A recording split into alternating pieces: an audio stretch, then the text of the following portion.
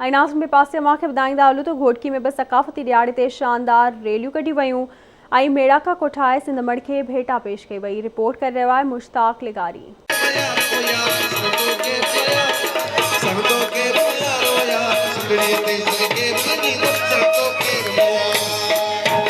आवाज़ TV news बना सकाफ़ती ॾियारो सिंधी सकाफ़त जी वारिस सिंध सदा आबाद हुजे सिरे हेठि मल्हाइण जे ऐलान ते सकाफ़ती ॾियारो सिंध जे ॿिनि शहरनि जियां घोटकी में भी ईद जियां भरपूर जोश ऐं जज़्बे सां मल्हायो वियो। सकाफ़ती ॾियारे जे मौके ते घोटकी शहर सकाफ़ती रंगनि सां रंगिजी वियो। सकाफ़ती प्रोग्राम जी मुख्य तकरीब घोटकी प्रेस क्लब अॻियां मुनक़िद कई वई, जॾहिं त मुख़्तलिफ़ सियासी समाजी पार्टियुनि जे अॻवाननि, कारकुननि, शहरियुनि, नौजवाननि, शागिर्दनि ऐं ॿारनि सिंध जी सकाफ़त टोपी अजरक पाए रैलियुनि जी सूरत में सकाफ़ती प्रोग्राम जी मुख्य तकरीब में शिरकत कई। उन मौके ते मुख़्तलिफ़ फनकारनि सिंधी क़ौमी गीत गाए नौजवाननि खे झूमण ते मजबूर करे छॾियो।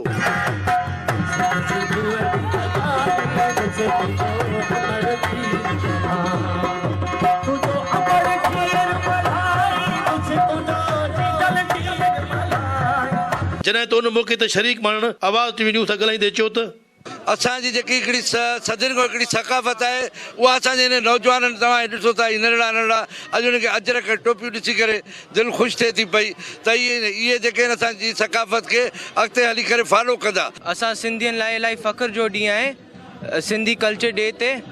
इलाही ख़ुशी थी असांखे कि असांजा सॼा सिंधी भाइरों भाउर आया आहिनि घोटकी में रैली में पार्टिसिपेट करनि था ऐं इंशाअल्लाह असां दुनिया के पूरे मुल्क के ॾेखारींदासीं कि असां सिंधी के इलाही प्राइड आहे असांजे कल्चर सां ऐं इलाही ख़ुशी थींदी आहे असांखे। जेको सकाफ़त ॾियारो असांखे ईद खां घटि कान्हे, बाक़ी इंशाअल्लाह जेसि ताणी सिसी में साहु आहे इहो कल्चर डे मल्हाईंदा रहंदासीं ऐं सिंध सां असांजो साहु आहे, सिंध सां सिर लॻे।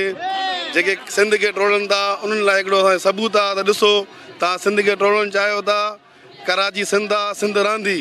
त हीउ ॾिहाड़ो असांजे अज़म करण जो ॾींहुं आहे। हिन ॾिहाड़े ते असांखे पंहिंजी तहज़ीब सकाफ़त सां गॾोगॾु पंहिंजा जेके अहम इशूज़ आहिनि सिहत तालीम ऐं ॿिया जेके इशूज़ आहिनि उन्हनि जे लाइ असांखे हिकिड़ो वचन करणो पवंदो, वाइदा करणा पवंदा, तजदीद करणी पवंदी त असांखे हिन जे ॾिहाड़े ते कहिड़ी हिकमत अमली सां अॻिते वधणु घुरिजे। अॼु सिंध सकाफ़त आहे, सिंधियुनि जी अॼु ईद आहे ऐं इंशाअल्लाह सिंध हिकु रहंदी।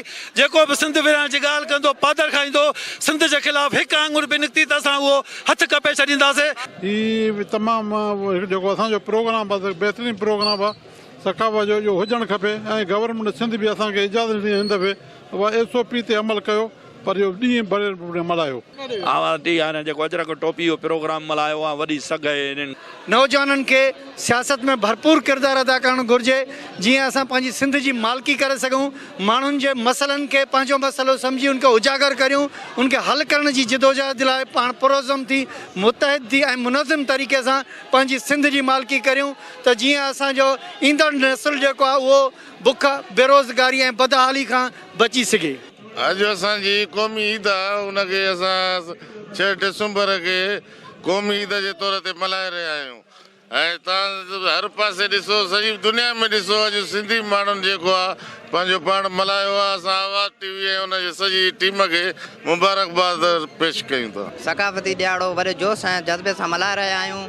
हर सिंधी माण्हू खे घुरिजे त पंहिंजो सकाफ़ती ॾियारो वॾे जोश ऐं जज़्बे सां मल्हाए। सकाफ़त जो मतिलबु इहो आहे त एको ॿधी मोहबत हुजे पाण में। जोश ऐं जज़्बे सां मल्हायूं था, असांखे ॾाढी ख़ुशी आहे। असां हिकु थी असां सॼी दुनिया में ॿुधाइणु चाहियूं था असां सिंधी हिकु आहियूं। साईं सदाईं करीम मथे सिंध सोचा दोस्त में था दरदार आलम सफ़ा बात करें। सिंध असांजी मां आहे, सिंध हमेशह असांजी रहंदी।